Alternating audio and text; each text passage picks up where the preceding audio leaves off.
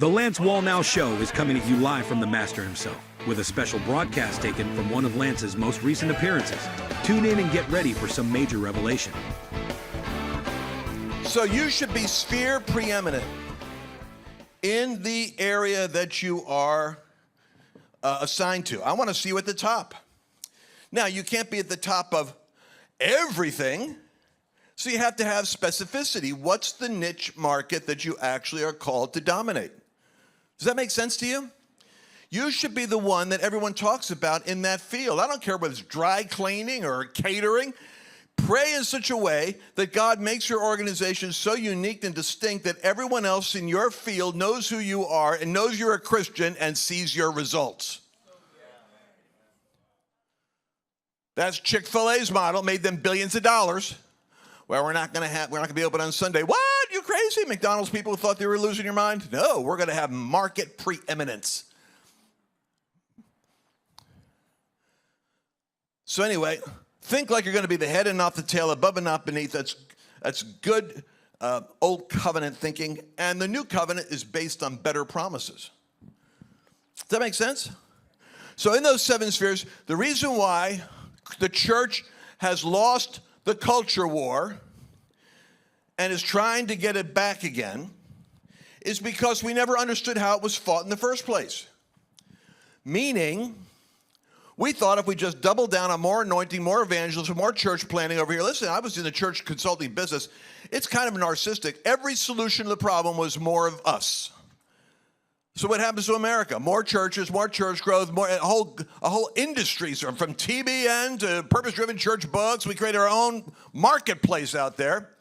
Meanwhile, we gave the education system over to the devil, so that the teachers and all the children, but we took our little boys and girls out. We put them into Christian school. Well, great. Then the rest of the country all became even more paganized. If you don't go into the system to occupy the system, you become a persecuted subculture. So thank God. But anyway, so our people are starting to come up. In every field, you're seeing the pushback now. This church has leadership that says, I'm not playing the I'm politically correct game. I'm going to actually go after the strongholds over my city. And then, of course, the strongholds are going to manifest against you. Then you say, line in the sand, no, we're going to do our project. We're not backing down. If I have to, and we've got the Supreme Court lawyers. I've got them. If we got a good case, we'll win it. Right now. I even got the people that'll fund the case for you. So you know what our lawyers are? They're great. They're looking for the right case to be the devil trying to stop what God's doing so that they could take it into the court, have it fail, take it into the next court, have it fail, take it to the Supreme Court, and it gets established as a law in the land. Feeling their way right to the Super Bowl where they win it. And we're doing it all the time now. People just don't hear the story. Anyway, how did we lose the culture war? We focused on evangelism and revival and encounter and presence and signs and wonders. And my daughter went out to Bethel, and of course, everybody goes off into supernatural land as Christians, thinking that's going to be the solution to the problem. What did Jesus say? Go into all the world. That means you have to unpack the supernatural in every one of those domains. 90% of the people that go to the Bethel Bible colleges of this world are not called to make a living walking around with a podcast and a microphone. They're not selling their best-selling books on charisma. They got to go hustle in the marketplace to make it work. How have we trained them to unpack the supernatural in the natural world where 90% of them have to eke out an existence? And getting words of knowledge at Walmart isn't going to pay all the bills. So, we should have been aiming at these institutions because you disciple a nation by teaching. You convert a nation by preaching. We went overboard on the preaching, and we let the devil take over the teaching, and the culture got indoctrinated with another worldview. Now your biggest threat is your 30-year-old and younger crowd doesn't like Israel and thinks Marxism might be a good idea.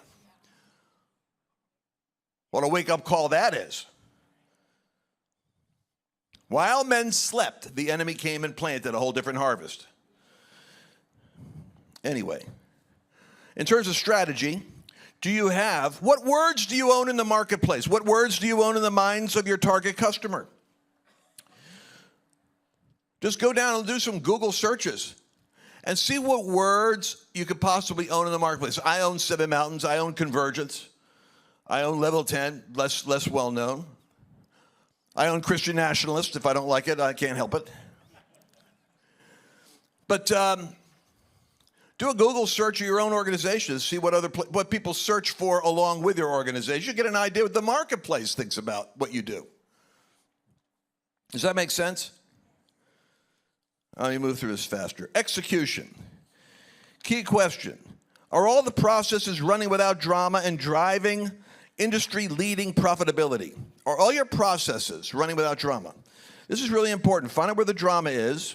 My motto this year is no drama, mama. I don't want any drama. I got enough drama coming at me from the devil on the outside. I certainly don't need it back home. I thank God I've got a wife that is sent by the Lord because she's great.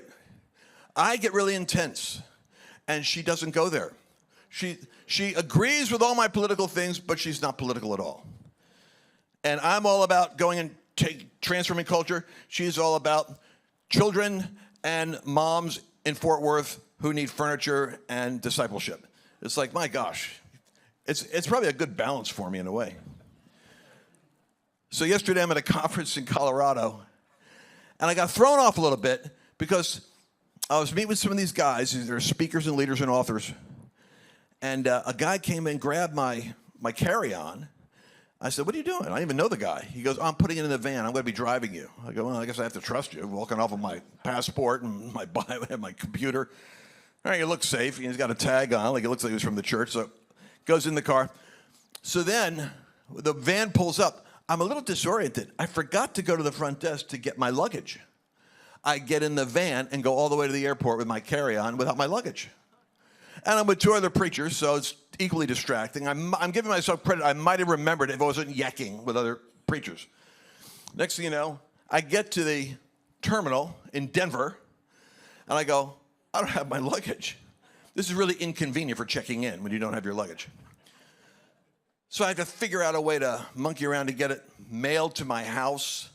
Have to tip somebody generously to go take care of it for me and give them a credit card and pay for it, however they're going to do it. So I'm not going to go back and get it. I'll miss my flight. Well, I won't be here today if that happens.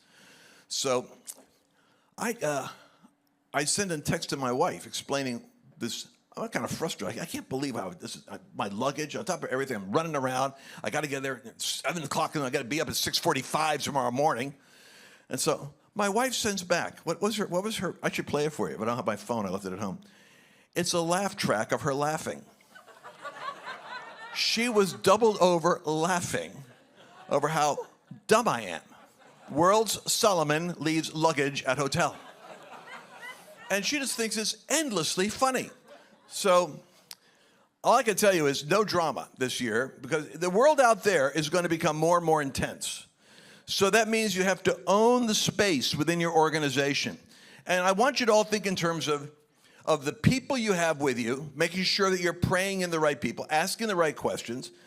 In terms of strategy, I'm reading now from a book you all ought to get a hold of. We'll come here every month to talk about it. I've been doing this for years. I love it. Scaling Up by Vern Harnish. Super good on, he originally wrote the book Rockefeller's Habits, but it's just like the disciplines of gazelle organizations that can grow and grow and keep on going. This is where I'm coming back to you with this because I felt like the Lord said, read from this today. Key question regarding execution is if everyone seems to be working more hours, spinning their wheels, or spending too much time fixing things that should have been done right the first time, you have an execution meeting coming up where you're going to learn how the repeated problems that are constantly creating those problems can be solved. And that really happens by identifying who does what. Because what you'll find is it's a lack of clarity as to who's responsible for an outcome, and that's why the thing gets handled by half a dozen people as an emergency. Does that make sense? What if you could live younger and stronger for longer? Is it possible to reactivate your body's internal repair system the way God designed it? Are you or someone you love struggling with body degeneration and in search of some kind of an effective solution? At Level 10 Matrix, we believe that the power that created you can heal you, and that healing and regeneration are already encoded right inside your DNA. And whether it's due to injury or illness or aches or chronic pain or lack of energy, mental or physical decline, or the brain fog that seems to come with the aging process itself. If you want to revitalize your life now, then call 1-800-361-2270 or go to level10matrix.com now to claim your complimentary ebook and to schedule your complimentary no obligation, no pressure consultation. Remember, looking and feeling younger never gets old. So if you want to revitalize your life now, then call 1-800-361-2270 today. And finally, cash. Do you have consistent sources of cash, ideally generated internally, to fuel the growth of your business? I was thinking of one couple.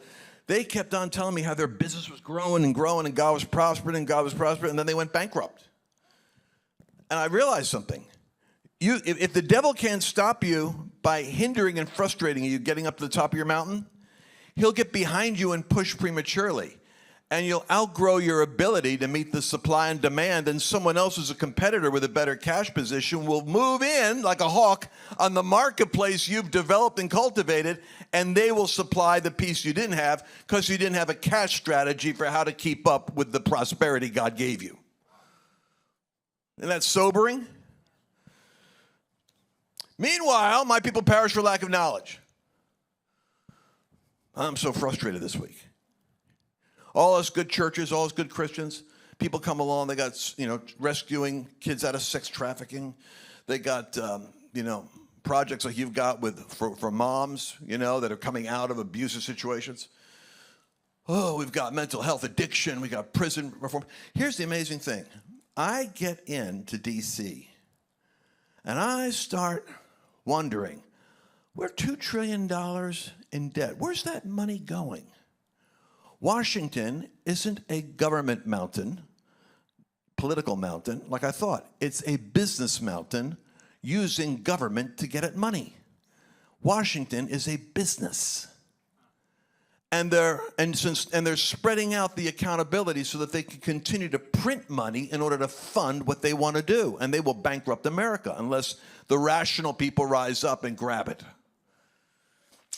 $2 trillion overspent. With Donald Trump and Musk there, two guys that are like frustrated with this, and they can't change it because the labyrinth in the system is so complex that the moment they try to pull the thread here, it goes all the way down to districts and committees, subcommittees, and donors, and the whole system is like, you can't pull that thread too hard because then you get pushback from your whole party.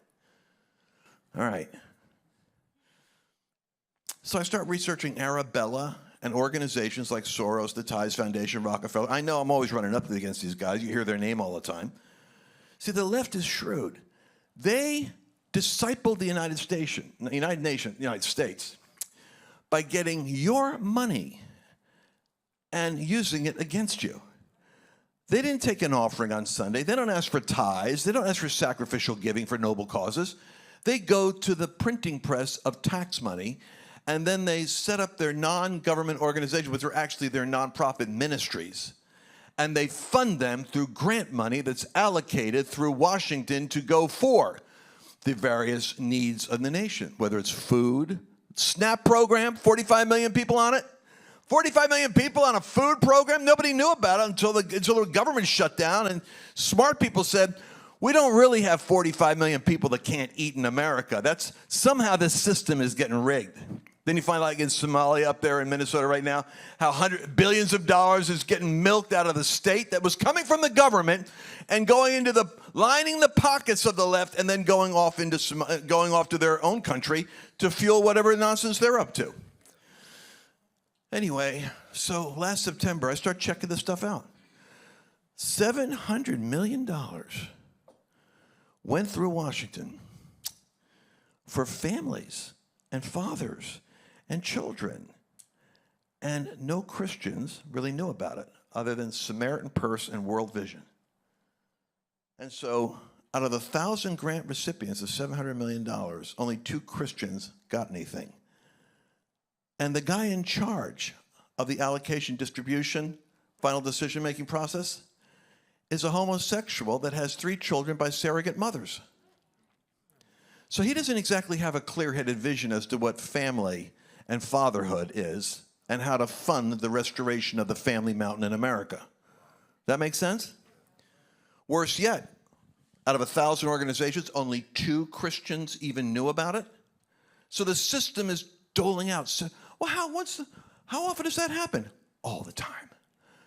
When's the next one? I'll bet you didn't know this. $500 million was released for you guys. It was like a COVID recovery process for security, pavement of parking lots, fixing up of church buildings, church parking lots, and church security. $500 million. No Christian church I know of even know about it. The system is set up so the left knows how to get that. Boom, it's set up. It's almost like a casino where nobody even knows the money's being out. There's no news about when's the money coming out? Who's getting it? Well, all I can say is a problem properly defined is half solved. So what do you have to do? You have to create an organization that is in the game of identifying the grant and connecting it with the need. And now we are taking that mechanism. And you talk about the transfer of wealth. There's billions of dollars that are potentially going to be released to the body of Christ if the body of Christ is ready to handle it. Because that money is no longer being done behind the closed door with Washington. We're now at the table. And that means, can Christian philanthropy organizations, can they handle money? Can they solve problems? Do we have, I guarantee Teen Challenge will do more to get you out of addiction recovery than a government meth program. I think it's the hour for the church, and here's the weird part. Most of the Christian organizations I talk to, they're even nervous about getting involved with this. Well, I don't know if I want to get involved with the government. You know, almost like they have a stupid gene. It's like, well, then I'm going to have to do what they say. No. How about you only take government money to do what your actual ministry does? The government will not pay you, by the way, to evangelize and disciple people. Even the left is smart enough to know that. You can't get tax money in order, but what they do is they evangelize and disciple people through the programs that they've got, whether it's LGBTQ or trans. They're constantly discipling people. Drag Queen Hour, discipling people to their worldview and their values. So we just have to be shrewd. But that money can come to you. Do you know who complained that Christians weren't getting the distribution? Donald Trump. That's where we all first heard it. He was mad. He says, how come my people aren't getting any of that? Because he knows the game is rigged and it frustrates him. So here we are on the cusp of billions of dollars that can be allocated. And are you grant ready? Are you grant qualified? I guarantee you didn't even know there was a state grant, a foundational grant, or a federal government grant that could help fund your philanthropy. But man, so here's my thought. And I got so much more to say. I'll come back. I'll make it easier than a year to come back because I live here. But here's what I want you guys to do. I want you to take a hold of that vision statement you got there and add just for this room here. Don't do it for the church. Do it for here. Tell the pastor I suggested it. Daniel chapter 2, verse 17. Daniel went to his house and made the decision known to Hananiah, Mishael, and Azariah, his companions, that they might seek mercies from the God of heaven, because there was a government problem, and the problem was this leader had a dream and nobody could interpret it. Well, Trump has a vision for the United States, and the church is not keeping up with it. He's wrecking ball to every one of those institutions. They had 4 years to figure out what to really do to wreck the power of the left. And they never should have gone after them the way he did, because he's far more focused coming back in. He said, I'm going to go for the Kennedy Center. I'm going to go for PBS. I'm going to go for Politico. I'm going to hit all the institutional outlets at the top of them. I'm going to sue the New York Times for lying. I'm going to put the fear of God. I'm going to go to Silicon Valley where they put $400 million against me. I'm going to bring them to dinner in the White House and say, beat China. I'll let you make a lot of money. You're now in charge of AI. You're working for me. You got that? Yes, sir. We're working for you. So he's got Silicon Valley right behind him. The guy's brilliant. He's hitting every one of those mountains and turning around to the church and saying, billions of dollars for getting the prisoners to come out of the prison system and have jobs and be reoriented. Do any of you have a vision for what to do with crime? I would love to get a hold of that money to be proactive in working with African American youth, because that's my primary demographic, where I've got 1,000 houses. My wife, 1,000 apartments in Fort Worth. She's fully furnished by faith. Doesn't get a dollar out of it. Runs 5 warehouses of throughput, people giving her stuff, and she's got people loading it up to moms that are under-resourced in Fort Worth. And I'm thinking, that should be government money. You know where it's coming from? Tithes, offerings, and me.